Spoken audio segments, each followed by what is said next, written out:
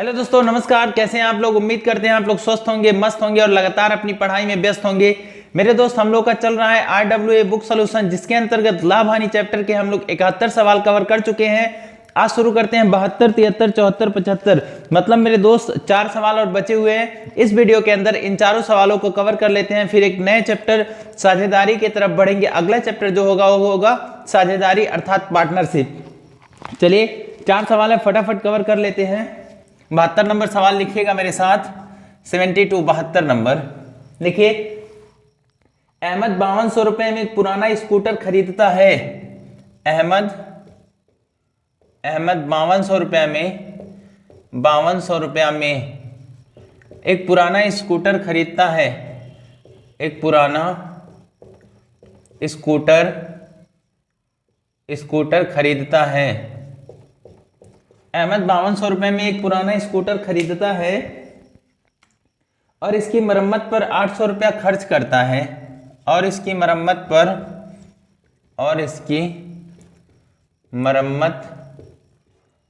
पर 800 रुपया खर्च करता है। 800 रुपया खर्च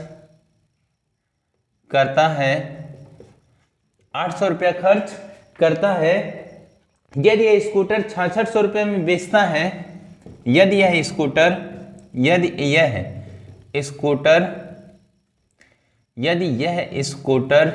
6600 रुपये में बेचता है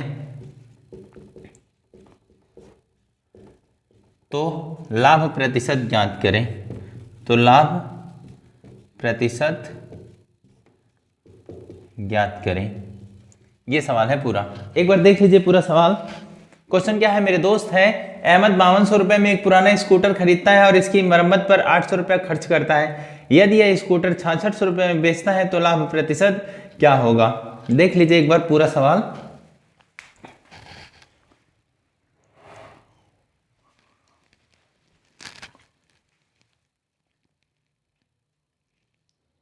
उम्मीद है आप लोगों को बहुत ही साफ दिखाई दे रहा होगा। हाँ, ठीक है। देखिए, कह रहे हैं अहमद 5200 रुपए में एक पुराना स्कूटर खरीदता है और इसकी मरम्मत पर 800 रुपया खर्च, यानी पुराना स्कूटर खरीदा और इसकी मरम्मत पर अर्थात इसको बनवाने में 800 रुपया और खर्च किया, तो उसका कुल क्रय कितना हो जाएगा? जिस बात पे इस सवाल का उत्तर डिपेंड करेगा। ये 5200 रुपये का उसने खरीदा और फिर मरम्मत पर 800 खर्च किया, तो कुल क्रय कितना हो गया मेरे दोस्त? कुल क्रय उसका हो जाएगा 5200 रुपया ए और 800 रुपया ए। 52 और 8 कितना हो जाएगा? हो जाएगा मेरे दोस्त 6000 रुपया। कितना? 6000 रुपया। अहमद ने 6000 रुपये में खरीदा और बेचा, यानी विक्रय कितना हुआ उसका? विक्रय हुआ मेरे दोस्त 6600। कितना है? 6600 रुपया।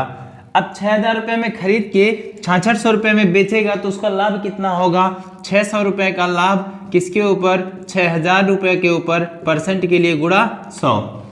0 से 0 कटा, 0 से 0, इस 0 से ये 0 कटा, इस 6 से 6 कट गया, तो कितना आएगा? 10% इसका क्या आएगा मेरे दोस्त? 10% इसका लाभ आएगा। उम्मीद है समझ आया होगा। चलिए लिख लीजिए, फिर बढ़ते हैं हम लोग अगले सवाल की ओर। हाँ, अब अगला सवाल लिखिएगा 73 नंबर का।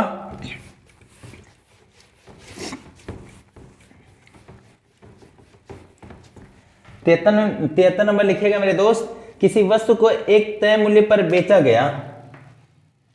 किसी वस्तु को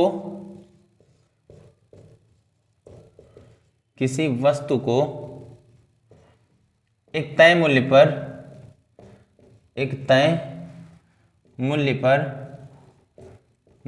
बेचा गया।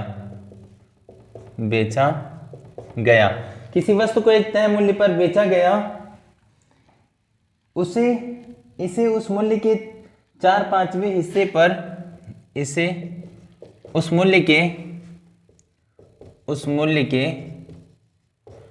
4/5वें हिस्से पर बेचने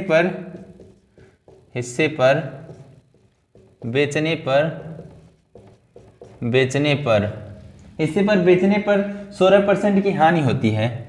16% की हानि होती है 16% की हानि होती है। मूल्य पर अर्जित लाभ, आरंभिक मूल्य पर अर्जित प्रतिशत लाभ ज्ञात कीजिए। आरंभिक मूल्य पर अर्जित लाभ प्रतिशत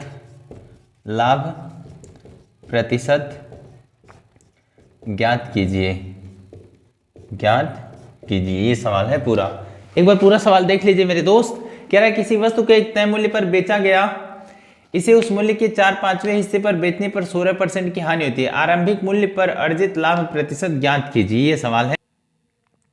तो देखिए मेरे दोस्त, कह रहा है किसी वस्तु को एक तय मूल्य पर बेचा गया, इसे उस मूल्य के 4/5वें हिस्से पर बेचने पर 16% की हानि होती है। मूल आरंभिक पर अर्जित लाभ प्रतिशत, मतलब मूल पर अर्जित लाभ प्रतिशत ज्ञात करें। तो ध्यान से देखिएगा, क्वेश्चन क्या बोल रहा है, किसी वस्तु को एक तय मूल्य पर बेचा गया। एक तय मूल्य फिक्स मूल्य मान लीजिए, कितना माना इसका फिक्स मूल्य यानी तय मूल्य मेरे दोस्त 100 मान लेते हैं। माना इसका मूल्य कितना मान लेते हैं, 100 मान लेते हैं, ठीक है ना।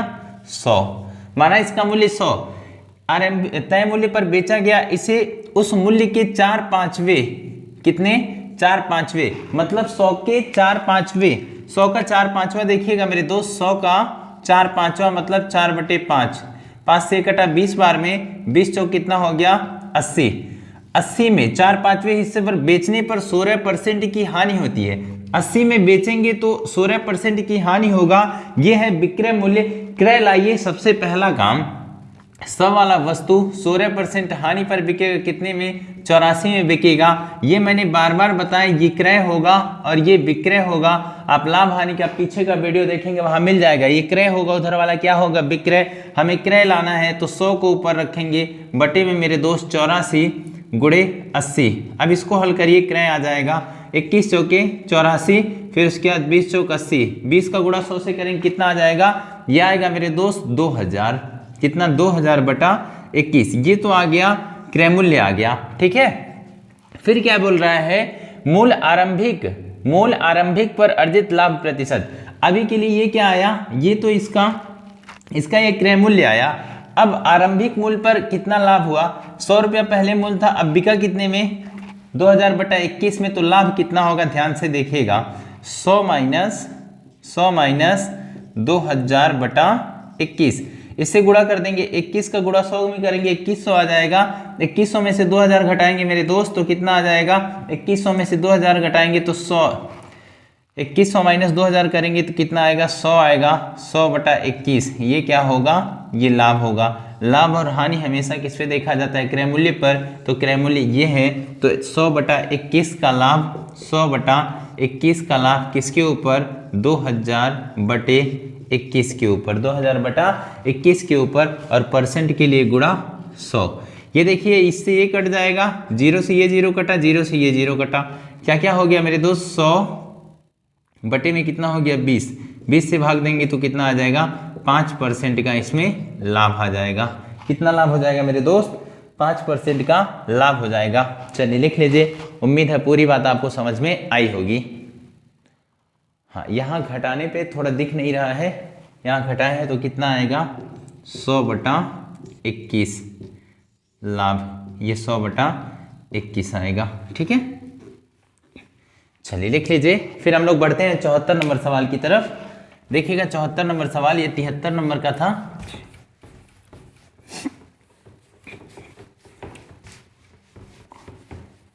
अब लिखिएगा मेरे दोस्त 74 नंबर।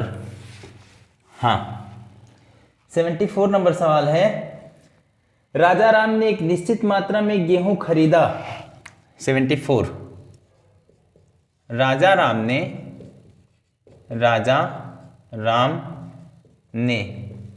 एक निश्चित मात्रा में गेहूं खरीदा। निश्चित मात्रा में गेहूं खरीदा, एक निश्चित मात्रा में गेहूं खरीदा।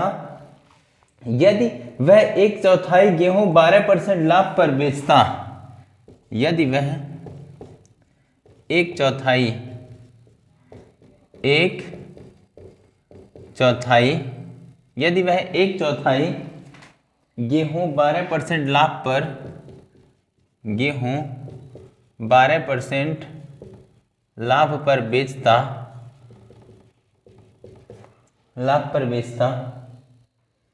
तो 15% का लाभ कमाने के लिए, क्या मेरे दोस्त 12% लाभ पर बेचता तो 15% लाभ कमाने के लिए, तो 15% लाभ कमाने के लिए 15% लाभ कमाने के लिए उसे शेष गेहूं को कितने लाभ प्रतिशत पर बेचना चाहिए?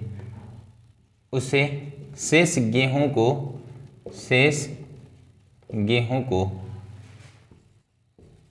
कितने प्रतिशत लाभ पर बेचा जाना चाहिए? ये सवाल है पूरा, देख लीजिए एक बार पूरा सवाल मेरे दोस्त। राजा राम ने एक निश्चित मात्रा में गेहूं खरीदा, यदि वह एक चौथाई गेहूं 12% लाभ पर बेचता तो 15% लाभ कमाने के लिए उसे शेष गेहूं को कितने प्रतिशत लाभ पर बेचना चाहिए? तो ध्यान से देखिएगा पूरा सवाल। हाँ, राजा राम नाम के एक व्यक्ति हैं, एक निश्चित मात्रा में गेहूं खरीदा, यदि वह एक चौथाई गेहूं को 12% लाभ पर, एक चौथाई दिया है ना, 1/4 होगा, तो इसमें मेरे दोस्त एक निश्चित मात्रा जो गेहूं का है उसको मान लीजिए 400, माना एक चौथाई है ना, निश्चित मात्रा गेहूं की निश्चित मात्रा को आप 400 मान लीजिए, कितना 400, ठीक है, कितना मान लीजिए 400। राजा राम ने एक निश्चित मात्रा में गेहूं खरीदा, यदि वह एक चौथाई गेहूं 12% लाभ पर बेचता, 400 का एक चौथाई निकालिए, 400 का एक चौथाई मतलब 1/4, इसको 12% लाभ पर बेचेगा तो कितने में बेचेगा? 112/100 में, कितने मेरे दोस्त? 112/100, जीरो से ये जीरो कटा, जीरो से ये जीरो, ये 4 से 4 कटा, तो कितना हो गया? 112 रुपया। तो इसका विक्रय भी कितना है? 112 रुपया में। कह रहे हैं शेष को बेचता, तो 15% लाभ कमाने के लिए उसे शेष गेहूं को कितने प्रतिशत लाभ पर बेचना होगा? 15% लाभ, ये टोटल है कितना? 400, कितना मेरे दोस्त? ये 400 है, 400 का 15% लाभ निकालिए, 400 का 15% कितना हो जाएगा? जीरो से ये जीरो कटेगा, जीरो, 15 चौके 60 रुपए में 60 रुपए का लाभ कमाना चाहता है और बेचने कितने में चाहता है? 460 में बेचेगा, 460 में बेचेगा तो फिर उसे क्या होगा? 15% लाभ। 112 उसने बेच दिया है ना, अब उसे 15% लाभ चाहिए, तो मेरे दोस्त ध्यान से देखिएगा, हाँ मेरे दोस्त देखिएगा, अभी बोल रहा था एक चौथाई गेहूं 12% लाभ पर बेचा जाता है, ठीक है ना, 12% लाभ पर बेचा गया तो कितने में बेचा गया? 112 में, ठीक है, यहाँ तक तो कोई दिक्कत नहीं है। फिर उसके बाद इधर जो है, इधर देखिए 15% ओवरऑल लाभ चाहिए, 400 का 15% 60 होगा, तो 400 + 60 मतलब 460 में बिकना चाहिए। उसके बाद शेष कितना बच रहा है? 460 में से 112 घटा लीजिए तो कितना आ जाएगा? 348, घटा करके देख लेंगे तो 348 आएगा। अब 348 बचा है मेरे दोस्त, और उसके बाद सामान कितना बचा है? 400 का, यहाँ लगा रहे हैं, 400 का 1 चौथाई मतलब 1/4 खर्च हो गया है, बचा कितना है? 3/4, और ये कितने परसेंट? x% के बटे में 100, मान लीजिए x% लाभ पर उसको बेचेगा और परसेंट के बटे में क्या हो जाएगा? 100, ठीक है मेरे दोस्त, परसेंट के बटे में 100, और कितने में जाना चाहिए? 348 उसके पास बचा है, 348। इसको हल करिए, जीरो से जीरो कटा, जीरो से जीरो, 4 से 1 कटा, 3 से 1 कटा, 3 1 कम 3, 16 3 48, यह कितना है मेरे दोस्त? 116 आया। अब 100 से ये कितना बढ़ रहा है? 100 से बढ़ रहा है मेरे दोस्त 16%, तो यक्स यानी कितना बढ़ा के रखना होगा? 16%, कितना होगा? 16% लाभ पर इसे बेचेंगे तो कितना हो जाएगा? ओवरऑल 15% का लाभ होगा। उम्मीद है ये बात भी आपको समझ आई होगी। अब बढ़ते हैं आज के आखिरी सवाल की तरफ, 75 नंबर सवाल। लिखिएगा मेरे दोस्त 75 नंबर सवाल।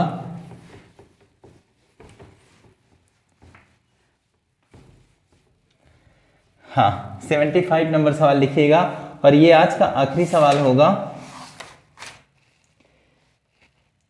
सामान का 1/3 हिस्सा 15% लाभ पर बेचा जाता है। सामान का 1/3 हिस्सा, 1/3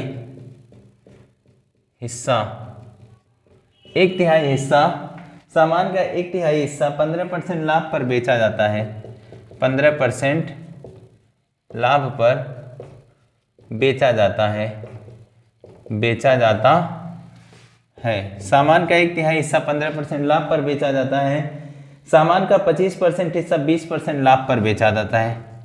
सामान का 25% हिस्सा, 25% हिस्सा, सामान का 25% हिस्सा 20% लाभ पर बेचा जाता है, 20% लाभ पर बेचा जाता है, बेचा जाता है।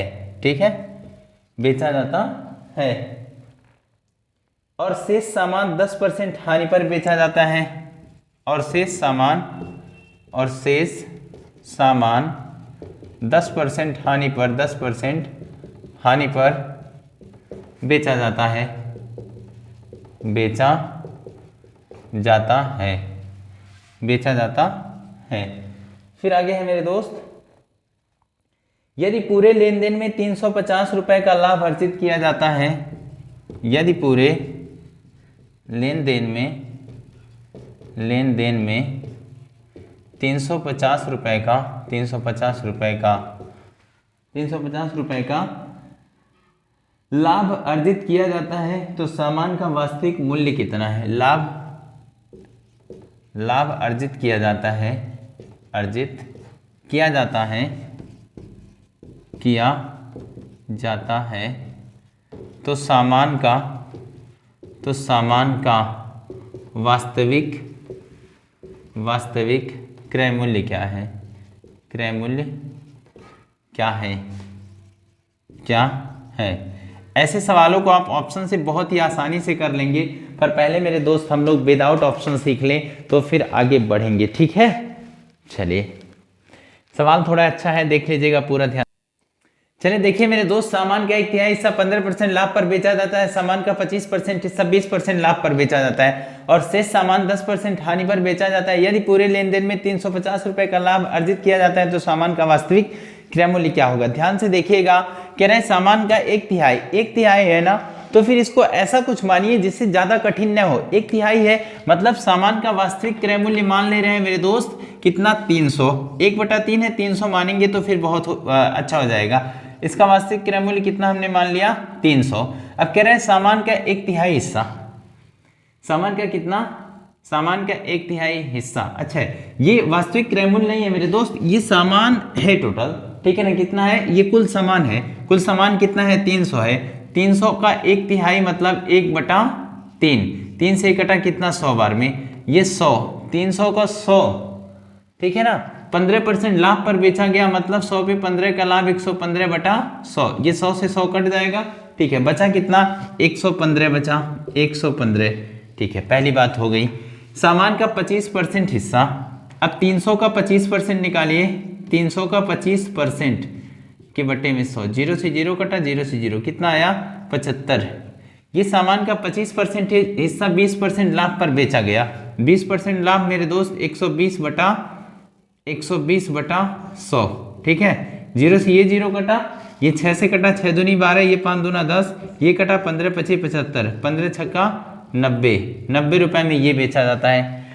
और शेष सामान 10% हानि पर बेचा जाता है। शेष कैसे आएगा? यहाँ देखिए 100 यहाँ खर्चा हो चुका है, 75 यहाँ, 300 में से 175 घटाएंगे तो शेष कितना आ जाएगा? शेष आ जाएगा 125। शेष कितना आएगा मेरे दोस्त? 125।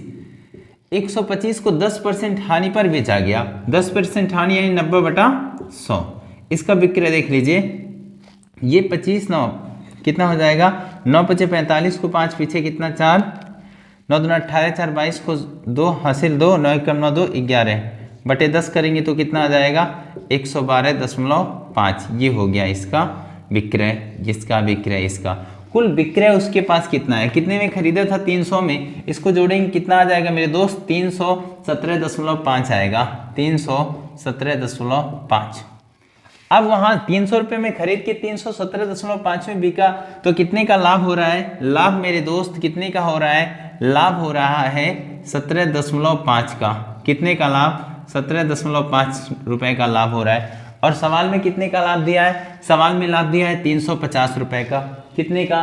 350 रुपए का। तो 17.5 बराबर किसके है? 350 के। 350 बटे 17.5, पॉइंट हटा ऊपर 10 आया।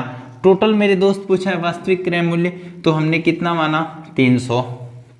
तो 350 बटे 175 गुणे 10 गुणे 300। उम्मीद है आप लोगों को दिख रहा होगा, एक बार मैं भी देख लेता हूं। हाँ, उसको हल करिए। ये देखिए, ये 25 से कटा कितनी बार है? 25 सत्ते 175। उसके बाद 25 से ये कटेगा मेरे दोस्त 12 बार में, ठीक है। उसके बाद ये 7 से कटा, 7 पचे 35, 12 पचे 60 गुणे 10 करेंगे तो 6। देखिए 12 पचे 60, 2 जीरो, 6000 रुपया। तो इसका वास्तविक क्रय मूल्य कितना आ जाएगा? 6000 रुपया आ जाएगा। उम्मीद है समझ आया होगा। चलिए लिख लीजिए इसे।